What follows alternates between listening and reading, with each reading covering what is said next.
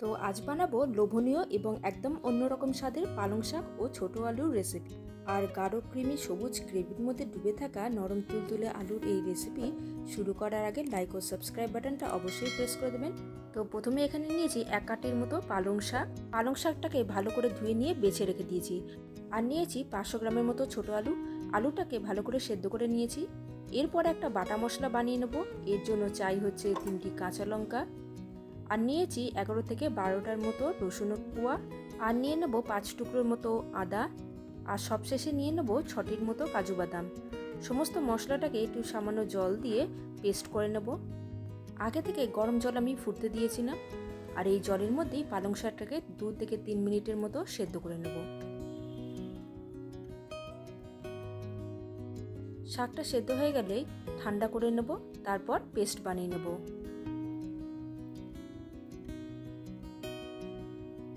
এরপর কড়াইয়ের মধ্যে তেল গরম করে নেব। এখানে সাদা তেল নেওয়া হয়েছে। আর যে আলুটাকে সেদ্ধ করে রেখে দিয়েছিলাম সেটা 2 থেকে 3 মিনিটের মতো ভেজে নেব। আর এর মধ্যে দিয়ে দেবো হাফ টিস্পুন করে লবণ এবং হলুদ। যতক্ষণ না আলুগুলোতে সোনালি রং ধরছে ততক্ষণ পর্যন্ত একটু ভেজে নেব। আলুটা ভাজা ভাজা হয়ে আসলেই তুলে নেব, আর তুলে সাইডে রেখে দেবো।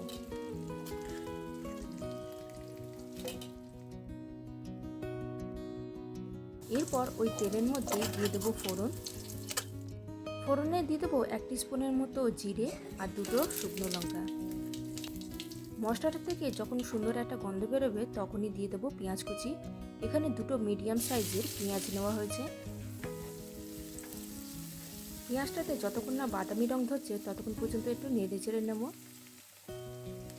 আর পেঁয়াজটা ভাজা হয়ে আসলেই ওর মধ্যে দিয়ে দেবো আদা, রসুন, কাঁচা লঙ্কা এবং কাজু বাদাম বাটা। আর পাত্রটাকে একটু জল দিয়ে ধুয়ে নিয়ে সেটাকে দিয়ে দেবো।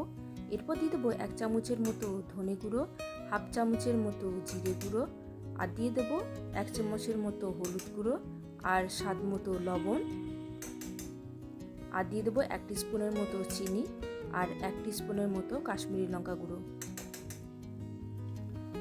সমস্ত মশলাগুলোকে ভালো করে কষে নেব।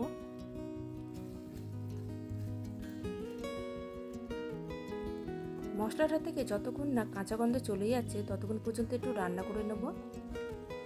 আর আপনাদের কাছে একটাই রিকোয়েস্ট, আমাদের রান্না যদি আপনাদের ভালো লাগে তবে ডলিস রেসিপি চ্যানেলটি অবশ্যই সাবস্ক্রাইব করে নেবেন। তো এদিকে মশলা থেকে তেলও ছেড়ে দিয়েছে। এরপর দিয়ে দেবো পালং শাক বাটা। 2 থেকে 3 মিনিটের মতো পালং শাকটাকে ভালো করে কষে নেব মশলার সাথে।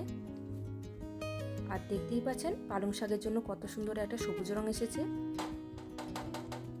সবুজ রংটা যখনই দেখবেন একটু গাঢ় হয়ে এসেছে আর সাইড থেকে তেল ছাড়তে শুরু করে দিয়েছে তখনই বুঝবেন মশলাটা ভালোভাবে কুক হয়েছে। এরপর দিয়ে দেবো ভেজে রাখা আলু। মশলার সাথে আলুটাকে ভালো করে মিক্স করে নেব।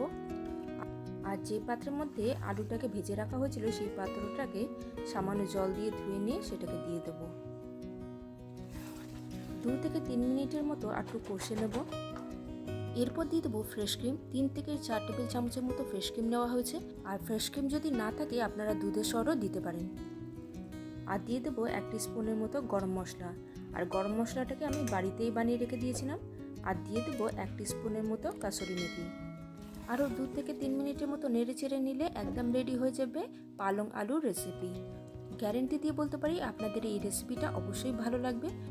গরম গরম লুচি, পরোটা কিংবা ফ্রাইড রাইসের সাথে অবশ্যই ট্রাই করুন এই পালং আলুর রেসিপি। আর আমাদের রেসিপি যদি আপনাদের ভালো লাগে তবে ডলিস রেসিপি চ্যানেলটি অবশ্যই সাবস্ক্রাইব করে নেবেন। আজকের মতো আসি, তাহলে দেখা হচ্ছে পরবর্তী রান্নাতে।